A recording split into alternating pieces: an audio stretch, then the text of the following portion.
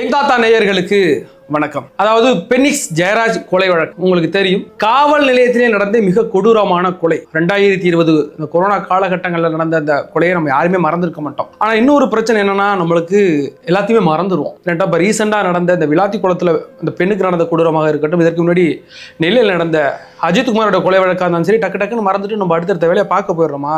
அதனால அன்று என்ன நடந்தது அப்படிங்கிறத பார்க்கறதுக்கு முன்னாடி, அந்த குற்றத்துல சம்பந்தப்பட்ட 9 பேர், 10 பேர், அதுல ஒருத்தர் ஏற்கனவே பவுல்ராஜ் அப்படின்ற ஒரு ஆள் இறந்து விட்டார் அப்படிங்கிறதுனால இப்போ 9 பேருக்கும் மரண தண்டனை வழங்கப்பட்டிருக்கிறது. இந்தியாவிலேயே முதல் முறையாக 9 காவலர்களுக்கு மரண தண்டனை கொடுத்துருக்கு அப்படிங்கிற விஷயம் சாதாரண விஷயம் இல்லை. இது ஒட்டுமொத்த இந்தியாவையுமே உலுக்கியிருக்கு. இது அவங்களுக்கு எல்லாமே பாடம். இதற்கு பிறகு எந்த காவலர்களும் இப்படி ஒரு கொடுஞ்செயலை செய்யக்கூடாது அப்படிங்கிறதுக்கு அந்த நீதிபதி முத்துக்குமார் அவர்கள் குறிப்பிட்டிருக்கிறார். இதுக்கு எப்பொழுதுமே நம்ம என்ன கொடுப்போம்? ஆயுள் தண்டனை தான் கொடுப்போம். ஆனால் இந்த முறை நாங்கள் ஏன் மரண தண்டனை கொடுத்துருக்கோம் அப்படின்னா, இதை மாதிரி குற்ற வழக்கு இனிமேல் என்னைக்குமே நடந்துடக்கூடாது அப்படின்னு சொல்றதை விட, தீர்ப்பு கொடுத்ததுக்கு பிறகு அந்த பேனா முனையை உடைச்சிருக்கிறார். பேனா முனையை உடைச்சா என்ன அர்த்தம் அப்படிங்கிறது அது எல்லாமே நம்ம டீட்டெயிலாக பார்க்க போறோம்.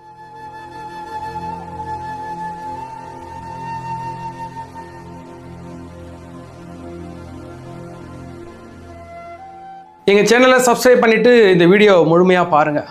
அதாவது தூத்துக்குடி சாத்தான்குளம், அதாவது ஜூன் 19ஆம் தேதி 2 பேரை கைது பண்ணுறாங்க. ஒருத்தர் பேர் பெனிக்ஸ், அவருடைய அப்பா பேர் ஜெயராஜ். 2 பேருமே கைது பண்ணி காவல்துறையினர் அழைச்சிட்டு போகிறாங்க. அதுக்கு என்ன காரணம்னா, அந்த நேரம் கொரோனா காலகட்டம். கொரோனா காலகட்டத்தில் நமக்கு தெரியும், ஊரடங்கு நேரம் போட்டிருந்தாங்க, ஊரடங்கு உத்தரவு போட்டிருந்தாங்க 144. அந்த நேரத்தில் விதியை மீறி நீங்கள் நேரம் கடந்து கடையை திறந்து வச்சிருக்கீங்க அப்படின்ட்டு தான் கைது பண்ணி அழைச்சிட்டு போயிட்டு, அதுக்கு பிறகு அந்த சம்பவம் நடந்துச்சு.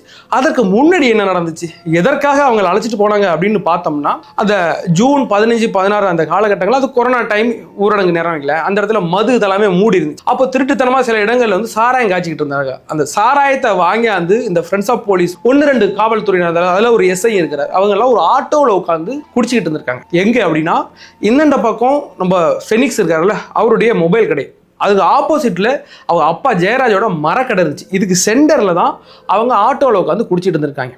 அதை ஜெயராஜ் தட்டி கேட்டிருக்காரு, யாருப்பா குடிச்சிட்டு இருக்கீங்க? அவங்கெல்லாம் யூனிஃபார்ம் போடாமல் குடிச்சிட்டு இருக்காங்க, நீ யார் இங்கெல்லாம் குடிச்சிட்டு இருக்கிறீங்க அப்படின்னு அரட்டிருக்கிறார்.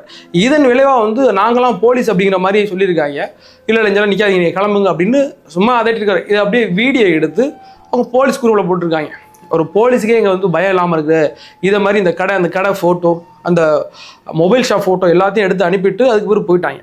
இதற்கு பிறகு அங்கே உள்ள போலீஸு, எஸ்ஐ, அதுக்கு மேலே உள்ள அதிகாரிகள்லாம் இவன் யார் ஓவராக பேசியிருக்கிறான், நம்பால போலீஸாக இருந்துக்கிட்ட கூட மரியாதை கொடுக்காம இருந்திருக்கான் அப்படின்ட்டு அவங்க டென்ஷன் ஆகிட்டாங்க. அதற்கு பிறகு 2 நாள் கழித்து மறுபடியும் போயிட்டு மொபைல் எடுத்திருக்காங்க. மொபைல் எடுக்கும்போது மொபைல் வாங்கிட்டு, இல்லை காசெல்லாம் கொடுக்க முடியாது, எங்களுக்கு ஃப்ரீயாக வேணும் ஐயா சொல்லி விட்டாப்புல அப்படிலாம் சொல்லி அந்த மொபைலை வாங்கியிருக்காங்க. அதுக்கு ஃபெனிக்ஸ் என்ன சொல்லியிருக்காருன்னா, இல்லை நான் கொடுக்க மாட்டேன், பொருங்க எதுக்கு எங்கள் அப்பாட்ட கேட்டுக்கிறேன்ட்டு அவங்க அப்பா பிறகு இல்லை நீ என்னன்னாலும் பண்ணி நான் கொடுக்க முடியாது, போலீஸாக இருந்தால் அப்படிலாம் பண்ணுவீங்களான்னு பேசி மிரட்டிருக்காங்க. அதையும் வீடியோ ரெக்கார்ட் பண்ணி அந்த போலீஸ் ஸ்டேஷனுக்கு அனுப்பியாச்சு. இப்போ அந்த போலீஸ் உள்ளவங்களுக்குலாம் ஒரே கடுப்பு, இந்த அப்பாவும் புள்ளி நம்மளை தரக்குறவாக பேசிட்டாங்க அப்படின்னு. அதற்கு பிறகு அடுத்த நாள் வேணுக்குன்னு இந்த ரவுண்டிங் இவங்க 2 பேரையும் கைது பண்ணி அழைச்சிட்டு போனாங்க. அழைச்சிட்டு போயிட்டு, அதாவது ஜூன் 19ஆம் தேதி அழைச்சிட்டு போயிட்டு அன்றைக்கி நைட்லேருந்து 22ஆம் தேதி வரைக்கும், 21ஆம் தேதி நைட்டு வரைக்கும் ஒரு நாள் முழுக்க அடின்னு செம்ம அடிச்சிருக்காங்க. எந்த அளவுக்கு அடிச்சிருக்காங்கன்னா, அந்த போலீஸ் ஸ்டேஷனை ஃபுல்லாக ரத்த கரைகள் செதற அளவுக்கு அடிச்சிருக்காங்க. அதற்கு பிறகு லத்தியை எடுத்து அவங்க 2 பேருடைய பின்பகுதியில் விட்டுருக்காங்க. சொல்ல போனால் நிர்வாணமாக 2 பேரையும், அப்பாவையும் மகனையும் ஒரே இடத்துல நிர்வாணமாக நிறுத்தி, அதற்கு பிறகு கட்டி வச்சு 2 கையும் கட்டிட்டு பின் வழியாக லத்தியை விட்டுருக்காங்க. அதன் விளைவாக தான் குடலில் பெரிய ஒரு கீறல் ஏற்பட்டு ரத்த போக்கு அதிகமாக இருக்குது. அதற்கு பிறகு அடுத்த நாள் கோவில்பட்டியில் உள்ள ஒரு அரசு மருத்துவமனையில் 2 பேரும் சேர்த்துருக்காங்க. அதுக்கு பிறகு கொஞ்ச நாள் இறந்து போயிட்டாங்கன்னு. இது பூதாகரமாக தெரியுது, உறவினர்கள் போராடுறாங்க. அப்போ தான் இது வெளிச்சத்துக்கு வர ஆரம்பிக்குது. அதுக்கு பிறகு அவங்க என்ன சொன்னாங்கன்னா, இல்லை 2 பேரும் கைது பண்ணும்போது கட்டி உருண்டாங்க, என்ன கைது பண்ணாதீங்கன்னு, அதில் வயிறு வழியில் அடிபட்டுருக்கலாம், அதனால இறந்து போயிட்டாங்க அப்படின்னு ஒரு கதை ஒன்று சொன்னாங்க. ஏதாச்சும் நம்புற மாதிரி இருக்குமா? ஏதாச்சும் ஒரு ஆள் இறந்து போனால் நீ இந்த சொல்கிற கதையை கொஞ்சம் நம்பலாம். 2 பேரும் ஒரே மாதிரி இறந்து போனாங்க அப்படிங்கிறது நம்ப முடியாது. அதனால பெரிய அளவில் பரவணுச்சு. அதுக்கு பிறகு இதை திமுக எடுத்து பெரிய அளவில் அரசியல் பண்ணாங்க.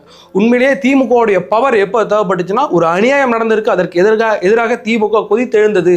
பெரிய அளவில் சொல்ல போனால் இன்னைக்கு தான் அவங்க மோசமாக நடந்துருக்காங்க. இன்னைக்கு நம்ம அஜித்குமார் கொலை வழக்கில் அவங்க மௌனம் காத்தாங்க அப்படின்னு தெரியும். ஆனால் அன்னைக்கு எதிர்கட்சியாக இருக்கும்போது பெரிய அளவில் போராட்டம் பண்ணாங்க. சொல்ல போனால் சமூக ஆர்வலராக இன்னைக்கு வந்து அடங்கி கிடக்கிறாங்க இல்லை, இதே சித்தார்த்தாக இருக்கட்டும், ரஜினிகாந்த் அவர்கள், அதற்கு பிறகு சூர்யா அவர்கள், ஜோதிகா அப்படின்னு பெரிய சினிமா பட்டாளம் எல்லாம் இறங்கினாங்க அதிமுக எதிராக. ஏன்னா இதில் அதிமுக சம்மந்தப்பட்டிருக்கு, அவங்க இன்னும் நடவடிக்கை எடுக்கலை அப்படின்னு பெரிய அளவில் போராட்டம் பண்ணதுக்கு பிறகு மறுபடியும் எடப்பாடி அவர்கள் 2 நாளைக்கு பிறகு அது சிபிசிஐடிலாம் இருந்துச்சு, அதுக்கு பிறகு மாற்றி விட்டு சிபிஐ வந்தாங்க. இதற்கு இடையில என்னன்னா அந்த ஏரியாவுள்ள உள்ள ஒரு மேஜிஸ்ட்ரேட் அவர்கள் நேரடியாக அந்த காவல் நிலையத்தை பார்வையிட போனாங்க. அப்போ எல்லாருமே அந்த 10 பேரும் உள்ளதான் இருந்தாங்க. அப்போ அந்த மேஜிஸ்ட்ரேட்டையே அவங்க உள்ள உட்காந்து அவ்வளோ மிரட்டி அவரே வெளியில் வந்து என்ன சொன்னோம்னா, எனக்கே உள்ள போக பயமா இருந்துச்சு, அங்கே என்னையே மிரட்டுறாங்க அப்படின்னு சொன்னது பிறகு இதோட தீவிரம் மிக அதிகமாக இருந்துச்சு.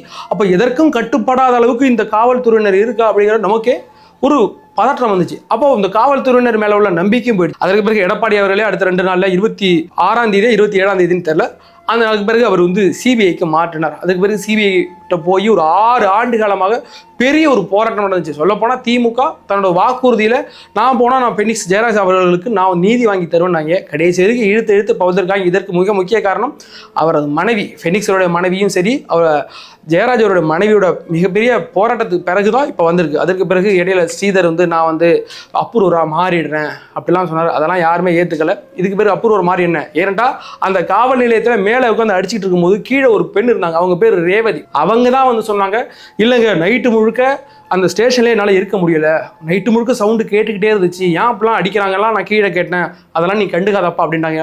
அவங்க எல்லாமே முழுக்க போதையில் இருந்தாங்க. அவங்க அங்கே உள்ள 10 பேர் இருந்தாங்களா, 10 பேருமே போதையில் ஒரு 2 ஆளை போட்டு இந்த அடி அடிச்சிருக்கிறாங்க.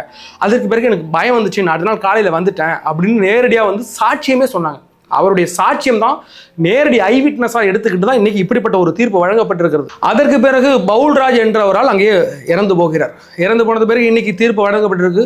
சொல்லப்போனால் இன்னைக்கு முத்துக்குமார் கொடுத்திருக்கிற தீர்ப்பு என்பது வரலாற்று சிறப்பு மிக்க ஒரு தீர்ப்பாக தான் நம்ம பார்க்குறோம். ஏன்னா ஒட்டுமொத்த இந்தியாவிலேயே முதல் முறையாக 9 காவல்துறையினரை இன்னைக்கு மரண தண்டனை கொடுத்திருக்கு அப்படிங்கிறது வந்து சாதாரண விஷயம் கிடையாது. இன்னைக்கு ஒட்டுமொத்த இந்தியாவும் வியர்ந்து பார்க்குது. அது மட்டும் இல்லாம அந்த 10 பேரிடமிருந்து 1,40,00,000 ரூபாய் நீங்க கலெக்ட் பண்ணி அந்த குடும்பத்தினருக்கு இழப்பீடா நீங்க கொடுக்கணும் அப்படின்னு இந்த தீர்ப்பில் எழுதப்பட்டிருக்கு. அதற்கு பிறகு பேனா முனை உடைக்கப்பட்டிருக்கிறது. ஒரு தீர்ப்பு எழுதுறாங்க, ஒரு மரண தண்டனை கொடுக்குறாங்க அப்படின்னா அந்த பேனா முனையை உடைப்பதற்கு என்ன காரணம்னா, இது வந்து இரத்தக்கரை படிஞ்ச ஒரு தீர்ப்பு. இந்த தீர்ப்பை இனிமேல் யாராலுமே மாற்ற முடியாது. சொல்ல போனா இப்பொழுது தீர்ப்பு கொடுத்திருக்கிறார்ல முத்துக்குமார், அவராலே இந்த தீர்ப்பை மாற்ற முடியாது. ஏன்னு கேட்டால் பேனாவை உடைச்சிட்டார்.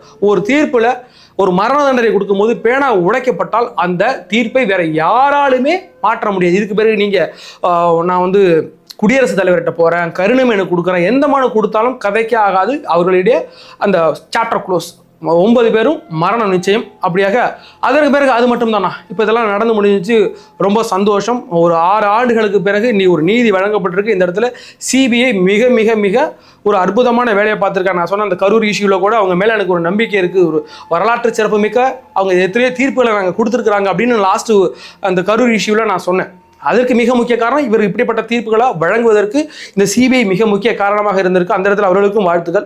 அதுபோக இப்போ வந்து நம்ம நெல்லையில் அஜித்குமார் ஒருவர் இதே மாதிரி கொல்லப்பட்டார். சொல்லப்போனால் இதே மாதிரியான ஒரு கொடூரம் தான் நடந்திருக்கு அப்படிங்கிறத நம்ம பார்க்குறோம். அந்த இடத்துல அந்த திமுகவோட இன்ஃப்ளூயன்ஸ் இருந்துச்சு. அடித்து கொன்னது பேருக்கு அந்த திமுகவுடைய இப்போ ஏற்கனவே நம்ம இடும்பவனம் கார்த்தியை விட்டு அடித்தார்ல, அதே ஆள் தான், அதே குரூப் தான். அந்த இடத்துல போய் சமரசம் பேசியெல்லாம் அந்த போலீஸை காப்பாற்றலாம் பார்த்தாங்க.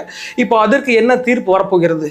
இதே ஸ்டாலின் அவர்கள் என்னுடைய அடுத்த கட்ட ஒரு வாக்குறுதியில இந்த 4 பேருக்கு, அஜித்குமாரை கொலை செய்த அந்த 4 பேருக்கும் நானும் இதே மாதிரி ஒரு மரண தண்டனை வாங்கி தருவேன் என்று அவர் சொல்லுவாரா? ஏனென்றால் அது நடந்தது எடப்பாடி ஆட்சியில மட்டும் நல்ல ஆட்சி கிடையாது, இதை விட மிக கொடூரமான ஆட்சியில் அதுவே நடந்திருக்கு. இந்த நம்ம ஏற்கனவே சொன்ன மாதிரி கோயம்புத்தூர்ல வந்து எத்தனை பெண்கள் 1400க்கும் மேற்பட்ட பெண்கள் பாதிக்கப்பட்டதும் அந்த காலத்துல தான். அது கன்னியாகுமரியில் காசி என்ற ஒரு இளைஞர் பல பெண்களை சீரடிச்சதும் அவருடைய காலகட்டம். அவர்கள்லாம் இன்னும் தீர்ப்பு பெண்டிங்கில் தான் இருக்கு.